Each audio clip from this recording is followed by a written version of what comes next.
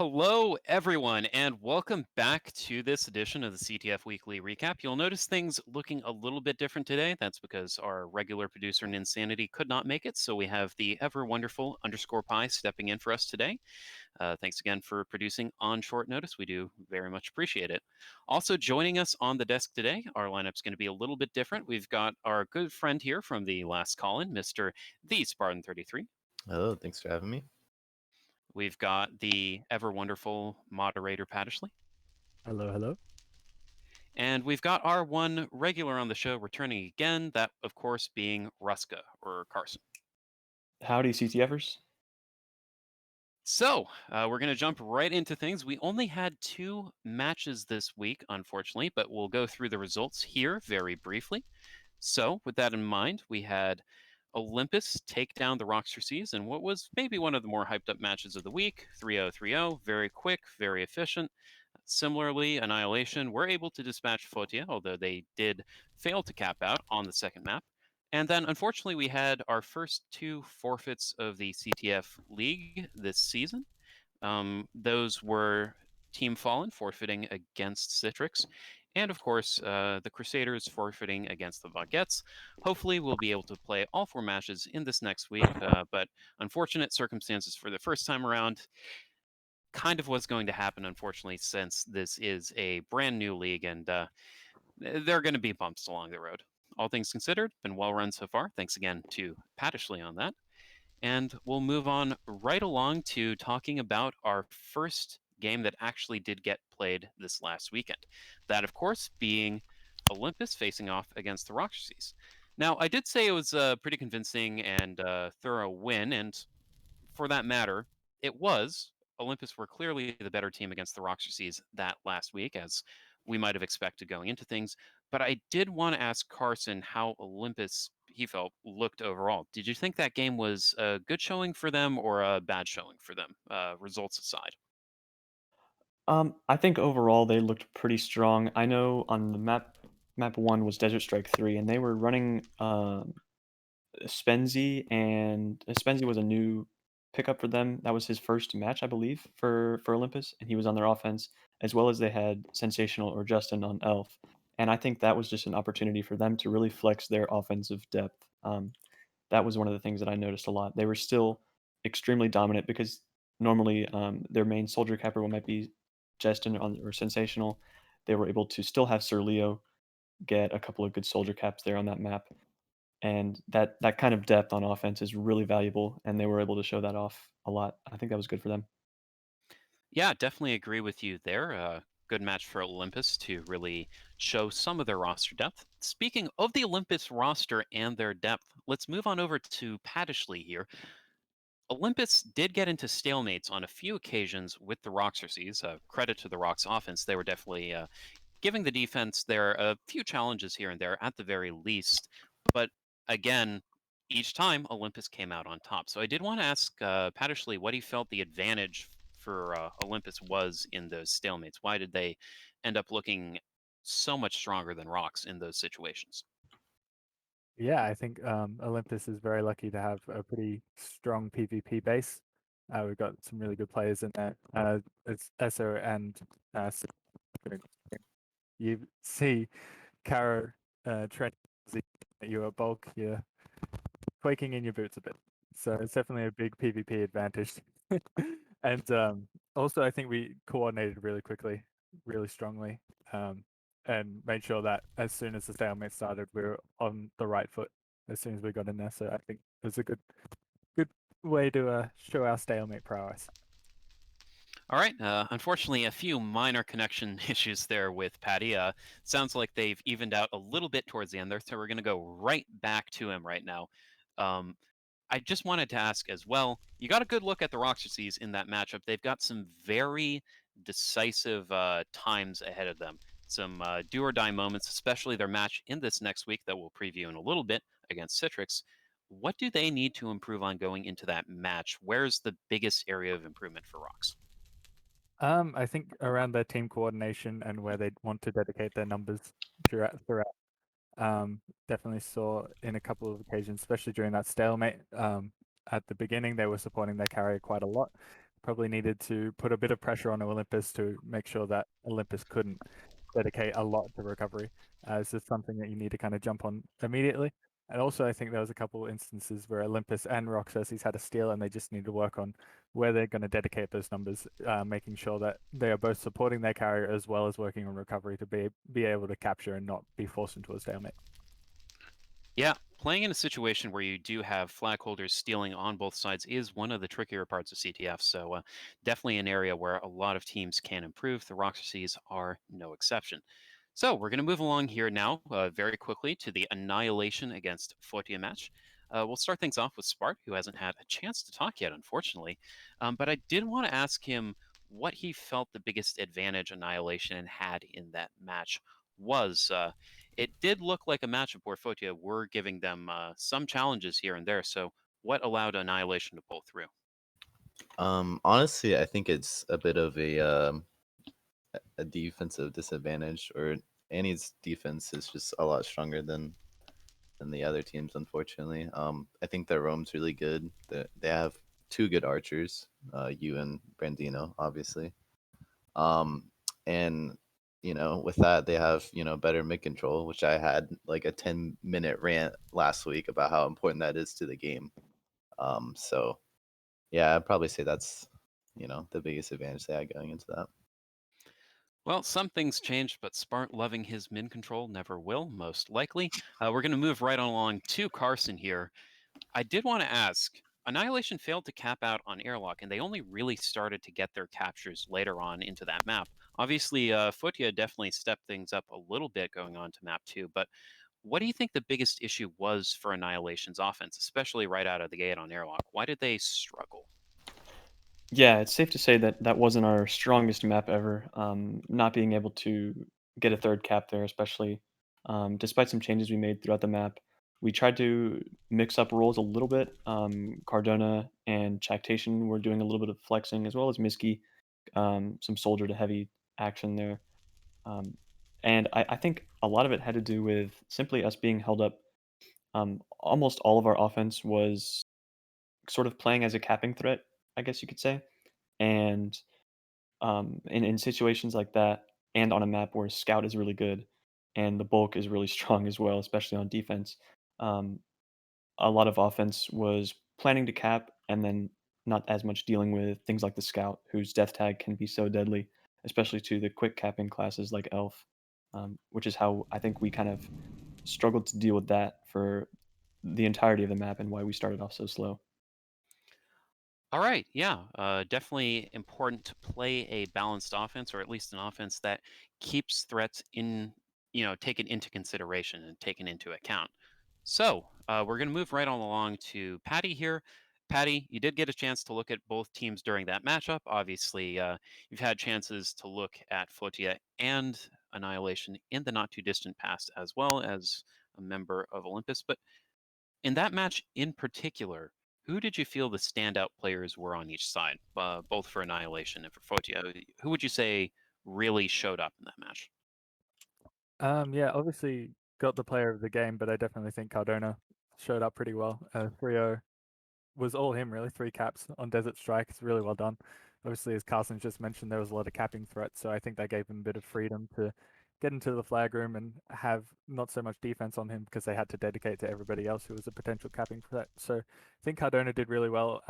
Small shout out to Danny, who was definitely doing a lot of pressure roaming up onto Foshia's defense as well. And for Fosha, I think Pesto was doing an incredible job. Got some really great steals on airlock, managed to stall you guys out, and probably was one of the real deciding factors to why that was a 2-0 in the end, was keeping you guys honest on defense. And yeah, I'm really excited for how Pesto's developing and hoping that he's going to do well in the coming weeks. Yeah, Annihilation did not, after all, get capped on by Pesto, but hey, you never know in the future. He's already got one on Citrix. Who knows which other scalps he'll start to collect over the coming weeks. We're going to move right along here. Those were our only matches last week. So I think it's worth taking some time to talk about the meta right now, since we don't have as much to talk about in terms of specific past matches that we haven't really covered in previous weeks. With that in mind, I do want to start off with Spart here, and this is going to be a question for everyone else as well. So I'm interested to hear where opinions are going on our desk. Spart, what did you feel the most important class or role is for having a standout player right now in this meta? What role did you feel essentially is the one that teams really need to have a top player in to succeed right now? Um, Honestly, I think the most impactful class, the most impactful role, would have to be Archer, in my opinion. Just because, I mean, you can really change the momentum in a game. Like if you're constantly headshotting, 2 or 3 people on offense, then that allows your defense to roam up and help your offense in turn. So and like Archer's also extremely useful on recov, obviously. And if the archer isn't being pressured and the archer is good, like you're gonna have a rough time, like a really rough time on offense. And I speak from experience, obviously, but yeah, that's my take on that. You feel DF's archers are up to snuff in that role? Um, I think Winter's not played as well as she has in the past. We're kind of experimenting about that still. Um, Hopefully we can get it together in time for playoffs, and I think that'll be interesting to see. Yeah. All right. Well, you heard it here first. Spark calling out Winter on the broadcast. Um, his own teammate. Go figure.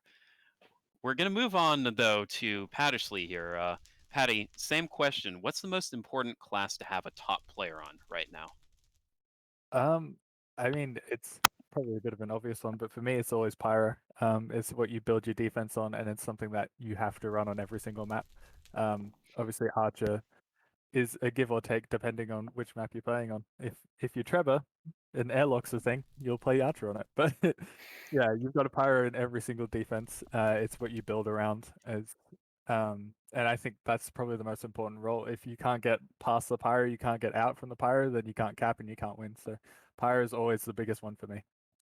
Well, if you don't mind a follow up there, then, Patty, you mentioned that there are certain maps where people don't really play Archer, but there are also maps, and I think you'll agree, where Pyro has a muted impact as well. Do you feel like, why do you feel then that Pyro, even maybe on those maps, is a class where it's important to have a top player on? Yeah, well, even if there is a Pyro disadvantage, if you've got one of the best Pyros in the game, on that, there's still that difficulty of getting around them. Obviously, low rise is probably the biggest example, and if you've got a pyro who can manage to stay on the platform and still perform on there, then it makes a solid difference. If the other team doesn't have such a strong pyro, then the offense can just come in and come out and get their captures and kind of win. So yeah, pyro is always important. All right, well put. We're going to move right on along to Carson then. Same question. Where do you want to have a top player above all else? I think Spart and Patty here have really good points with Archer and Pyro. To choose a different answer though, I'm probably gonna have to go with Ninja, or some kind of roaming defense role. Maybe not specifically Ninja, especially if is maybe not maybe a scout or even a bulk in some cases, but just a good defender who can know how to roam up and having that kind of game sense to realize when to support your archer or when to contest the opponent's archer or which target specifically on the opposing team's offense to go for. With your low health pool, knowing how to deal that insane damage that you can always output on a defense in a match is so valuable. And I think that uh, a lot of teams sort of lack that, and it kind of shows when you see 3, 4, 5 people on offense getting in at once, and that those scenarios are so easy for offenses to exploit and they can turn into captures. And I think Ninjas being able to pick out the right targets and allowing for players like archers to get easier headshots with ninja support or things like that. I think that they can do so many things that other roles can't do as well. I think they can just have bigger impact in a wider array of situations. Well, if you don't mind me following up on a slightly different question, then I noticed that Spart Patty, and yourself, all players with at least some experience on offense, picked defensive classes as the most important classes to have top players on in the game right now. Do you feel that that's maybe the result of offense being a little less impactful than defense right now, or is it just more a case where those particular classes are really high impact? Um, yeah, that's a tough question. I think it could be because in a lot of scenarios there are ways that allow I think there's just a higher skill cap on defense. Maybe if I could say that, like, there's a way that you can be so much more impactful on defense, and then if you have one really good player on offense, he'll get targeted and your offense still won't succeed. If you have one really good player on defense, they can output a lot of damage. They can make so many different plays on defense, and it just is harder for a single good player on offense to be as impactful as a single good player on defense. That's my opinion. Hmm. All right. Well, I did hear some agreement there from the desk, but I am also curious to hear from chat. So just let us know in chat, if you will, who you agree with. If anyone on the desk, we had different answers from everyone. So curious to see what chat thinks. We're going to move on along now uh, for the time being. We've got a bit of a different segment to talk about right now, although it kind of plays in to that last question.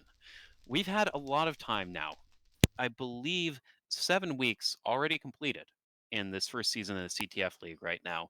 And I think we've had plenty of time to really start to evaluate teams and where they stack up. If you've been following these broadcasts over the last week, you'll have noticed that a lot of our predictions, especially the last couple broadcasts, have all been the same, as I think everyone is really starting to get on the same page about where teams stack up. But I am curious with our desk here. I'm going to go through, again, reverse order. We'll start with Carson, but I want to have a look at who you feel the top offenses in the game are right now. So give me your top three. We'll go 3 through 1. Carson, where do you think the teams stack up? Oh, I think for number 3, I'd have to go with Delta Force. I know they've got really strong players, such as our desk member here, the Spartan 33, and pardon me. Sorry, um, they've got really good teamwork in general, from what I've observed throughout the season. For number 2, this may be a little biased, but I'd have to go with Annihilation. I think they've got arguably the best medic offense in the game, and a really good coordinator in the form of Miski, as well as some mechanically good cappers like Cardona and Chactation, and we have good supporters like Mickey Noodles as well. And number 1, I feel that it's Olympus for me. I think they've got a lot of depth. They showed it last week, and they've showed it time and time again. But they've got such a PvP heavy offense. It's really hard for defenses to out PvP them. I'm not gonna lie. That's one of the things that offenses oftentimes struggle with, is just you could be such a good team as a unit and work really well together, but in the end, if you get comboed by someone on defense, you're not going to make it to the flag room. So that's something that Olympus, I feel, has done the least of. They've done the least of getting you know situated in those combos, and getting out PvP'd by defenses is something that I almost never see Olympus do. All right. Well, definitely some interesting takes there. We're going to move right on along to Patty, though. Patty, your top three, what are they right now? Oh well, I wrote it down earlier, and it's shockingly similar to what Carlson said. For number 3, though, I did have Citrix or CX, mainly for the amount of uh people who are on their roster who have the capability to cap and also are really good on single roles. You've got Flays and Color who can do chem really well. You've got Fatal and Bub who can do elf. Bub can obviously do soldier as well, and then Pudgy and Meadow. I think they've got a really strong core there, and if they all show up, it's probably quite intimidating to deal with. Also, Bub is very good at identifying when to get a ninja cap, so I thought he would be that team would be really good for third spot. I also said Annie for number 2. I think they've got a lot of good flex, a lot of you got 2 Meadows as well in G and Nin, so you've got a good amount of flexibility in that, as well as main man Carson over here has been grinding Elf very hard recently. So excited to see him back and how that's going to impact Annie. And yes, good coordination from Miski. And yeah, number one, I was very biased, but I did put Ollie as well. I know when I have to play against my own team, which does happen quite often, um, it's pretty intimidating, and I do struggle a lot against them. They do have pretty good synergy and coordination, and what I've been enjoying recently is seeing how they've incorporated flag passing into their offense. Justin is becoming the LeBron James of CTF, and there was one point where we looked like the NBA All Stars doing a pass around in the flag room in last week's match. So yeah, really excited to see how that offense has been developing, and I know the team's pretty happy with each other. So yeah. Yeah, well, it'll be interesting to see how they stack up against Fotia's flag passing in the flag passing All Stars match, which of course is coming up in the not too distant future. Definitely some interesting takes there as well. I've noticed a couple teams being a little underrepresented so far, but before we break down how everyone stack up, I did want to ask Spart the same question. What do you think the top three offenses are right now, and why? Yeah. So for number 3, I have Annie. I just think their offense just has great teamwork, great leadership with Miski. They have pretty much all the pieces that you would need. They have good supporting players. They have good capping threats with Cardona, Miski, Carson, Chak. And I feel like all the players on their offense kind of understand the game pretty well. So there's a lot of good game sense there. Number 2, I'm gonna be a little biased, but I'm gonna say Delta Force. Um, Again, there's just good players on every role. You have me, Rain, Link, Esso, who are all pretty good at capping or somewhat, I would say. Um, and recently, we actually had a few members return with Cup and Snowbreak, so they kind of add to the depth to that offense. Um, and then number 1, I have Olympus. Big shocker, I know. Um, I mean, on paper, they just look like the best offense there. Like compared to everyone else, their PvP is just top notch. With Ozzy, Spinzy, I mean, pretty much everyone on the offense can PvP pretty well. Um, I think maybe the one slight weakness on their team is like they could get a little bit tilted. So if that happens, they play a little worse. But like other than that, they're like hands down the best offense in my opinion. So yeah. All right, so definitely some humility there, of course. Spark calling himself a good capper. Love to see it. Mm-hmm. I am curious, though, and I'm going to go back through everyone here. Spart, you didn't place Citrix at all. Same deal for Carson. Patty, why do you feel they belong in the top three? Do you think other teams might have snubbed them? I mean, our other desk members here might have snubbed them a bit unfairly? No, I think it's definitely valid what everyone said, and yeah, I think DF is definitely like they're right under CX for me. I just think that if they have their full offense turn out, then they're pretty hard to stop and work really well together. So that's why I had CX in there. Um, and yeah, I don't think they're snubbing them though. I think everyone's got very valid points. All right. Well, maybe not the most deep, you know, full-throated defense of Citrix there, but hey, definitely good to see you standing up for them. Spart, I did want to ask you before we got on to anyone else here. Mm-hmm. TB have more captures than anyone else in Mm-hmm. the CTF league so far right now, numerically. Their offense does. Right. I know they have a reputation for having a very strong defense, of course, but neither you nor anyone else on this desk put TB even in the top three. So I'm curious right now, why do you not have faith in Pab, Collig, and the boys? I mean, don't get me wrong. I think TB's offense is really good. And I think honestly, like the top 6 or top 5 teams all have pretty good offenses. But I feel like a lot of TB's success on offense is, or like all their not all their opportunities, but a lot of their opportunities and getting captures is generated by their roam, which is just way better than everyone else's, in my opinion. So yeah. Yeah, I mean, I'm not going to disagree with that assessment for some of their success. It does often feel like Rico's is a top offense player while playing defense, but uh, definitely interesting to see them not included in the top few teams here so far. I do want to wrap up on one last question, though, and I'm going to start with Carson here. But I do want to involve everyone on the desk in this at least a little bit. The main difference between you, Carson, and Pattersley as well, and what Spark gave us was that you guys put Delta Force below second and put Annihilation in second.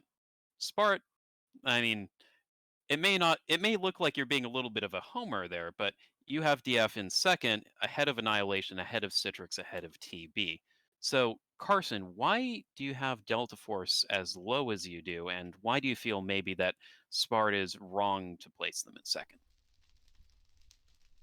Oh, this is a charged question. I'm not gonna lie. Um, It's okay, you the can roast me. Miski is better than no. I'm not gonna say that. I think that a lot of it is, again, I don't have experience being on Delta Force or anything, but we as an offense on Annihilation, um, I think we all believe in our idea of having just as many capping threats as possible. I think that works. I think it's a difficult task to make it work, but I think we are every member on our offense on Annihilation just um, knows the game pretty well, and we're willing to continue to learn. And um, I'm sure that's true of almost every team, but I also think that um, Delta Force s- you know, I think Annihilation has a lot of success and has more successful key players in simply just more roles than Delta Force has. For example, like medic offense and just I think more cappers may be able to translate to more success. We may not have seen that so far, but that's my opinion. And Spart, your response to that? Why do you have DF in second? I mean, I don't know how to approach this without being a homer. But I don't know. I'll defend my stance in saying that pretty much everyone that plays offense on DF can also flex on multiple roles pretty well. And I think we have a few good cappers. You know, I try to say that in the most humble way possible. Um, the one thing I would say is I think Annie right now probably has better teamwork than Delta Force's offense, but I think um, DF could probably have a higher ceiling if they can get things together. I mean, we saw it last season; they played pretty well. Um, and you know, so far in this season, I think let's see, we have 31 caps with 6 games played, and then Annie has 31 caps with 7 games played. And I mean, that could be due to, you know, DF pretty much going to 3 games in every match that they played. But that pretty much shows that we can pretty much cap against anyone pretty well. So, yeah. Yeah, no, I was actually ready to bring up that point. Annihilation and DF do have the same number of captures. DF has played less matches, but they actually have had more potential to get captures because they played the same number of maps as Annihilation, and they've played a higher percentage of 5 cap maps. So it's actually pretty close between the two offenses statistically, if you look at it that way. Hmm. To the point where I don't think you would, on the data alone, be able to make a call as to which one's better. Interesting to hear from both of you guys as well. Good attempts there to be as polite as possible to the other party. I do want to wrap up this segment on Paddishley, though. You heard from Carson, you heard from Spartan. Did either of them convince you to put maybe change your position on Delta Force, or maybe even move them ahead of Citrix in your standings there, Patty? Or are you staying put with your rankings? I think I'll stay put. I think good points all around. But I think For a bit of Annie defense and a bit of scandal. No, I think that Annie probably has a better leadership on that offense, and that is kind of what makes it work a bit better. I don't really see a sole voice from DF being able to coordinate that off. Obviously, they are well coordinated and have good synergy, but I just think having that one leader to tell you what to do, like Miski does very well on Annie, I think that's a big changing point there. All right. Well, you've said your piece. I think if we had tabloids in CTF, they might look at that and say, Patty accuses DF offense of having poor leadership. But I don't think that's the point exactly. Sorry, I love you guys. We're going to move on, though. It's been a fun segment, but we do have to look at the maps for this next week now. We're going to start off with Carson here, and we're going to start off with Slate 1. We've seen it played pretty recently, actually. Slate 1 has been played within the last couple of weeks. We saw a very exciting match between Olympus and Annihilation on it. And with experience watching that match, at least, Carson, what have we learned about that map so far? What's it going to bring to the table for this next week of matches? Yeah, I think it's definitely an interesting map. I have some experience on it from the draft tournament where I was able to utilize that back sponge really well, actually. A lot better than most players may experience on that sponge. But I also think that the defensive, I think it's going to depend. A lot of defense's successes on this map are going to depend on how well their bulk positions themselves. Because with that tunnel on the spawn side of the map, everyone calls it the OP tunnel, and the name is pretty self-explanatory because if you're not covering that, it will be exploited, and teams will cap on you by sending multiple people through that tunnel.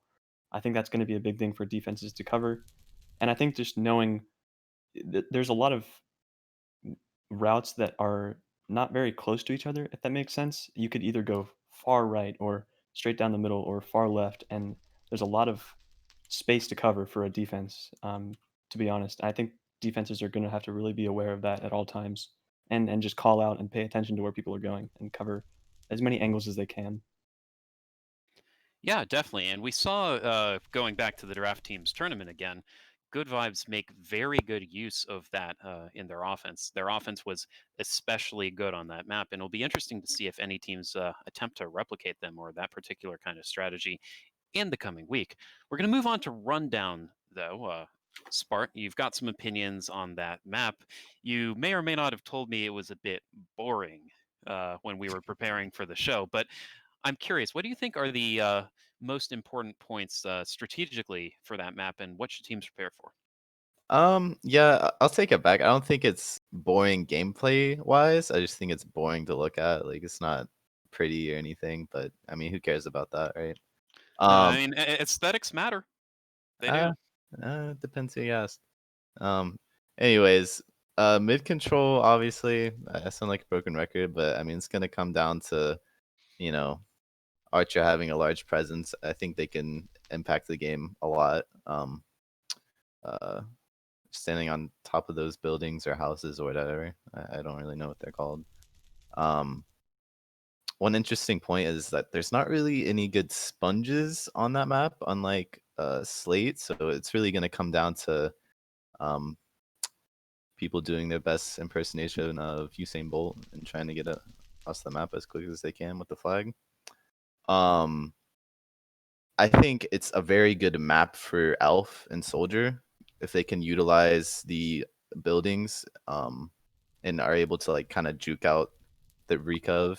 I think it's especially good for Elf because they can pretty much, you know, get on top of the building, Elf over or wind over to the river, and be at mid so quick.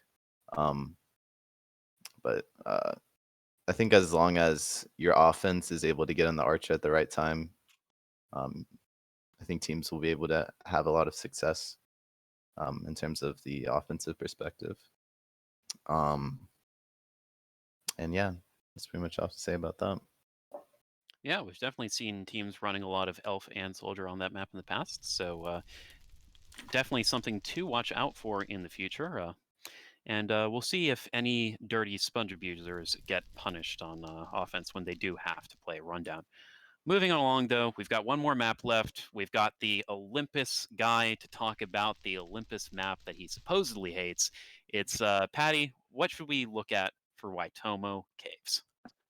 Yeah, Waitomo is definitely an interesting map, and it's definitely very PvP orientated, but in a very annoying way.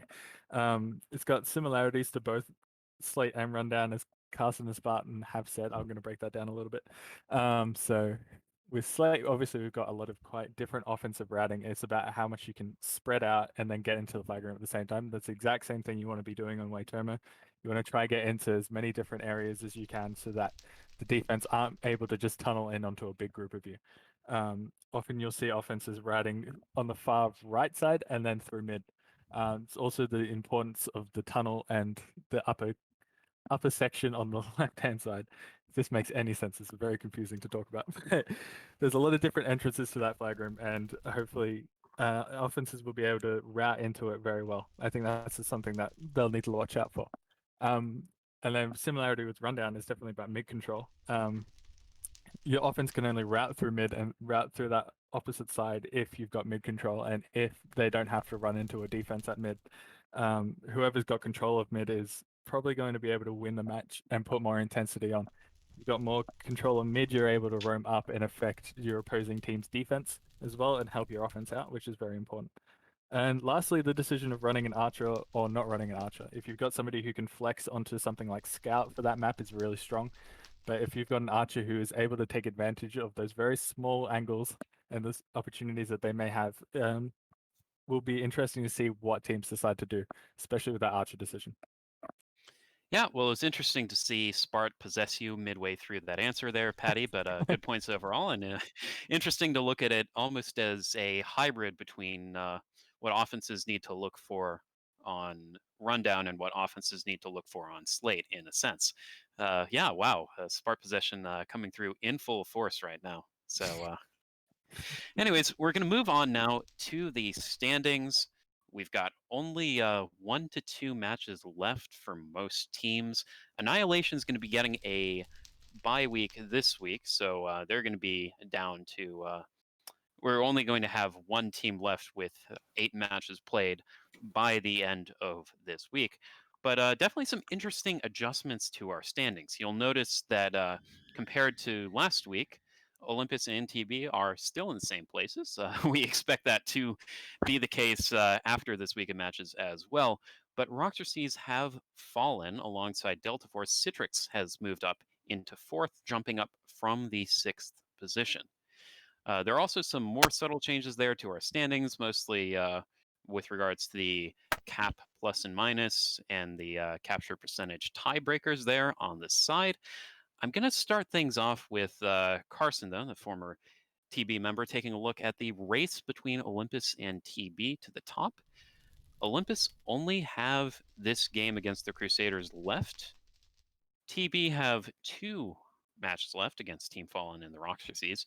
Right now, they're in the driver's seat, assuming they get the results that are expected, to be able to take first place overall, since Olympus do have a bye week left in week 9. But there are still opportunities for TB to trip up. They've got the Rockstar Seas coming up in week 9 with Olympus maybe, I mean, with TB maybe looking a little weaker over the last couple of weeks. Do you still see Rockstar Seas as having a chance maybe to take a few caps off them and make things a little closer? Maybe even do enough to give Olympus an edge in the standings? Yeah, I think the chances are they're low, I would say. They're less than 50, but I would say that it's also a lot greater than 0, if I'm being honest.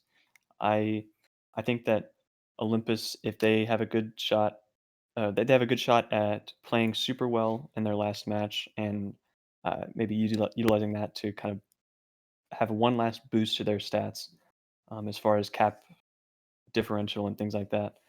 But I think that Rocks, if they play really well, I think they could, you know, maybe hinder the um, progression of TB's stat line throughout these last couple of weeks. And I know they've got an entire, like a whole second match to play while Olympus only has one left. But I think that there is a chance of it being really, really close. with those top two teams there between Olympus and the Baguettes. Yeah, well, TB only need 3 map wins between their matches against Team Fallen and the Rockster Seas to be able to overtake Olympus in the standings. So if Rocks really show up, or perhaps even Team Fallen really do show up, um, it might make things a little more exciting. But again, TB are more or less in the driver's seat, assuming they're able to win against theoretically weaker opponents. We're going to move on to Annihilation and Citrix, who are in the 3rd and 4th places here, briefly. Citrix moving up further forward in the field, Delta Force and Roxor Seas falling behind. With the matches left, Spart, do you think that change is permanent, or do you see a chance maybe for DF or Rocks to catch back up with Citrix, maybe even snag the 3rd seed for themselves? Um, it'll be interesting. I think depending on how Citrix and Annie play, I think if Annie could definitely beat Citrix, which could result into DF taking the 4th spot, I do believe, assuming they win all their remaining matches. But I wouldn't be surprised if it stays the same. And like say that in terms of like the whole thing, the whole standings. But we'll see. Yeah, and I think a lot standings-wise will be decided by the result of the Annihilation and Citrix match in Week 9. We'll get to talk about that next week in a little more depth. We're just going to wrap up here with Carson. Fotia and TC are battling it out right now for the 7th place, most likely, considering they're both pretty far behind the Rockster Seas in 6th right now. Team Fallen is in pretty dire straits right now. They've got to be able to win at least one match and maybe improve their capture differential to be able to overtake one of Foot RTC. We've got, again, a pretty decisive match between Foot and TC coming up in Week 9, but until we get to that point, they're both playing opponents this week where you would expect the edge to be against them. What should Fotia and TC be looking for this week as in terms of achievable goals, to be able to get a leg up and maybe move up a bit further in the standings, at least through tiebreakers?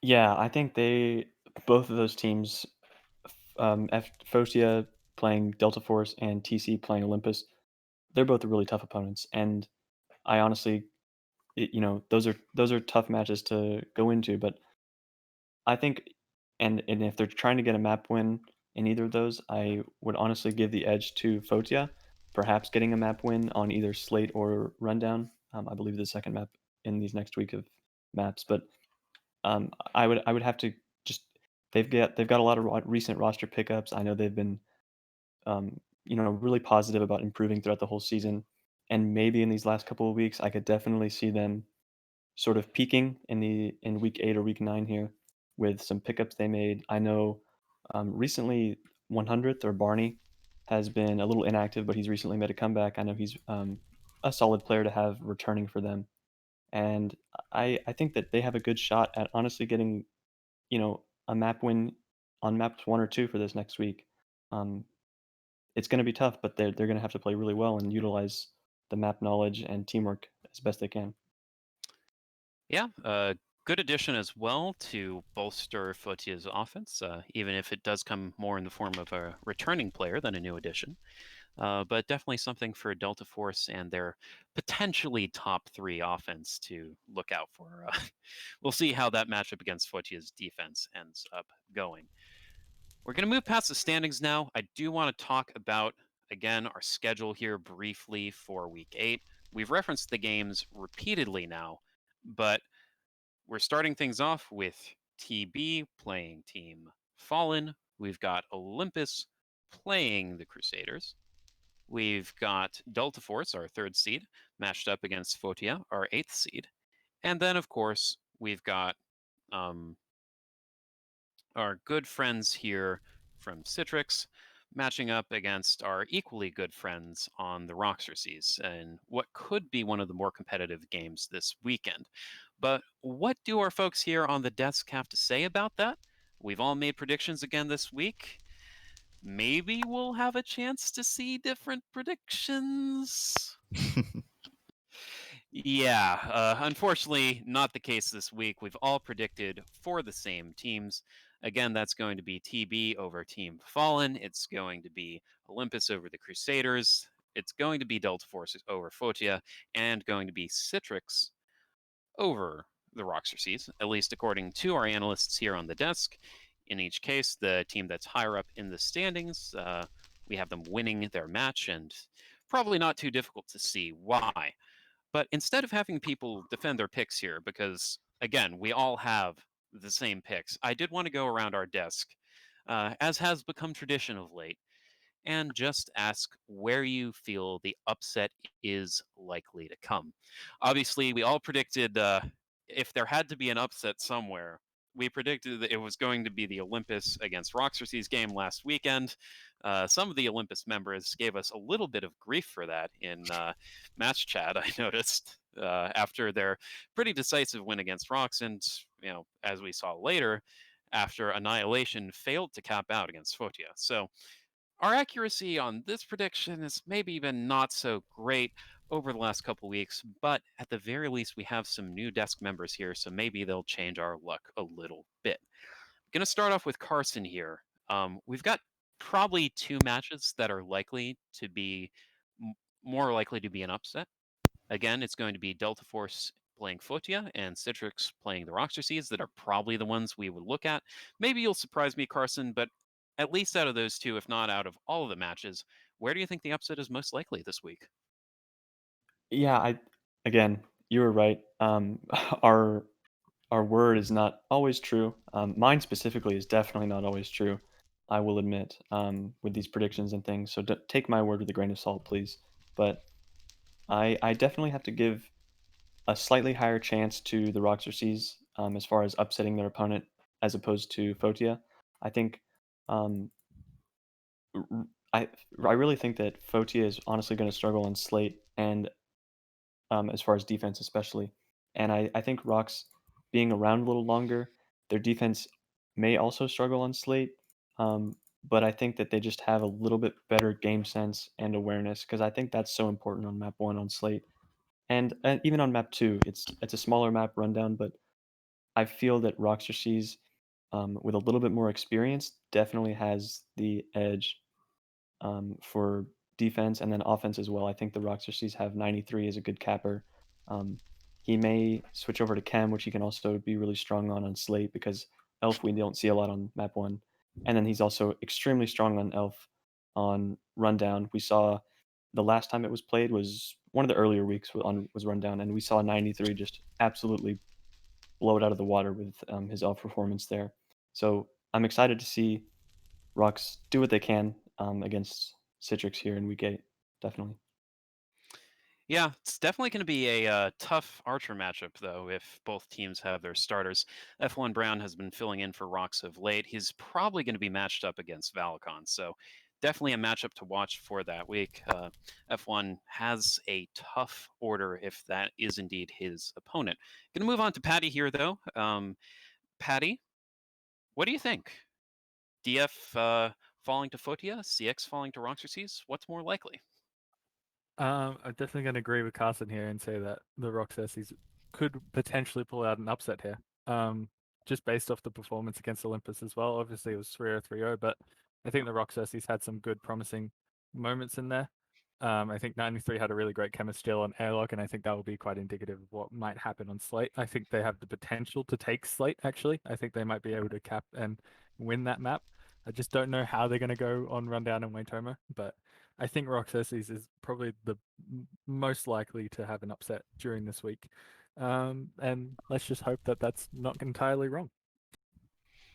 And it has been quite some time since this happened, but the first and only time Waitomo has been played was in week 1. During that week, Rox actually did manage to make it that far against Photia and won the map pretty decisively, so they will have experience on Waitomo at the very least. Gonna wrap things up here with Spart, though. I'm obviously not expecting you to say that Photia is likely to upset Delta Force, but if you had to pick between the two matches, or maybe the remaining ones, what do you think? Who's most likely to pull off an upset?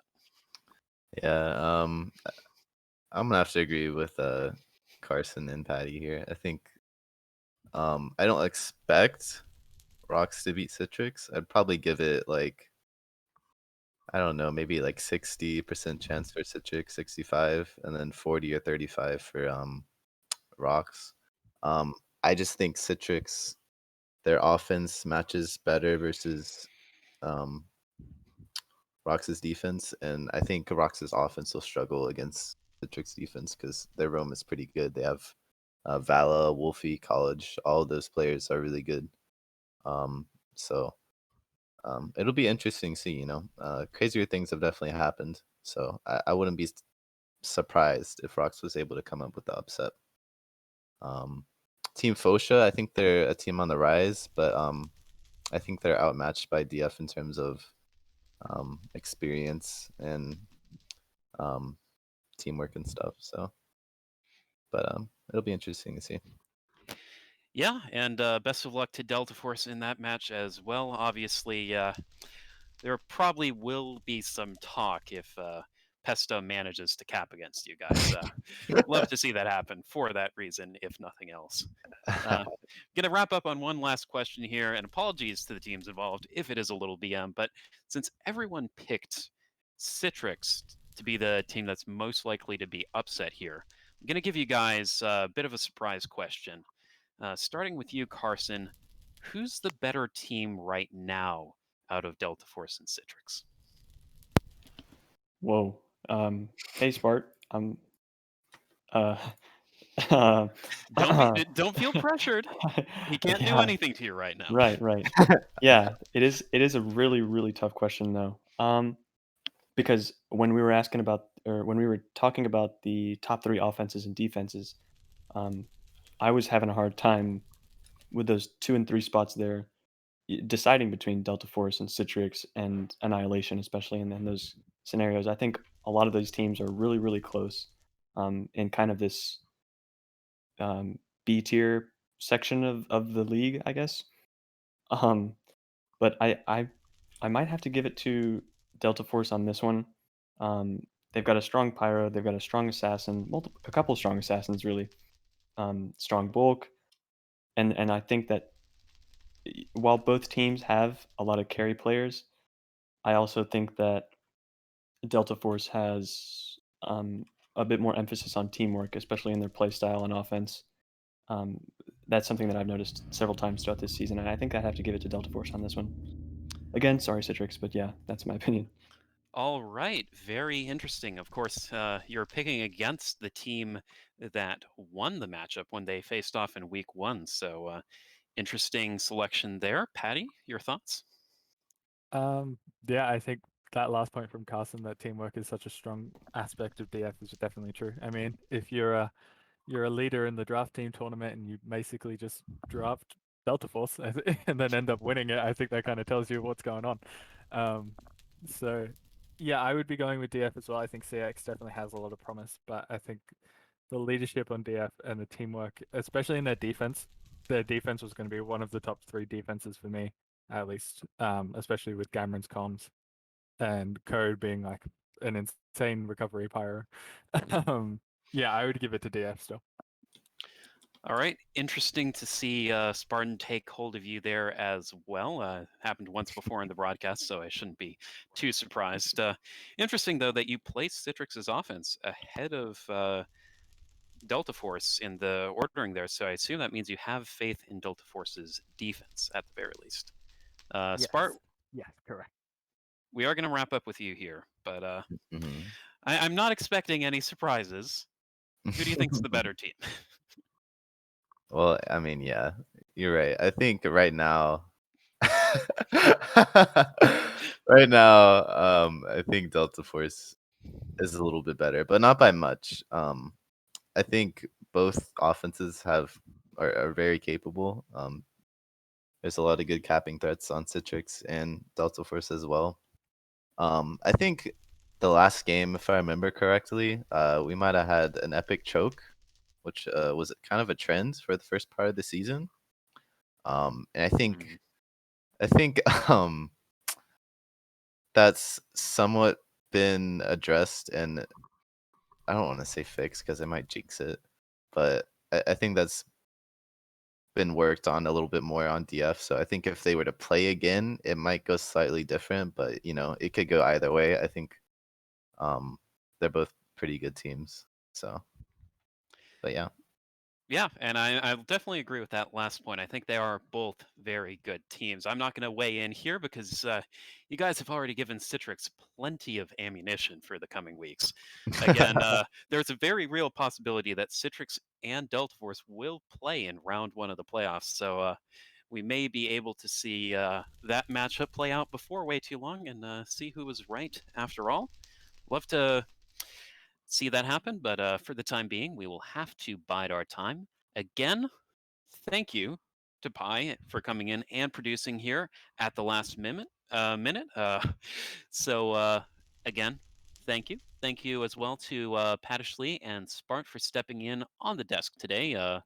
Both first timers here, and thanks again to Carson for being a wonderful and reliable host on the desk, at least in terms of availability, if not so much predictions. So, Ouch. it's been a very fun show here. I've enjoyed having a little bit more of a loose format today. So, thank you guys for showing up. Thanks to everyone in the chat for joining and participating here for the CTF Weekly Recap. This is Bosuke here with the rest of the Recap Desk, signing off.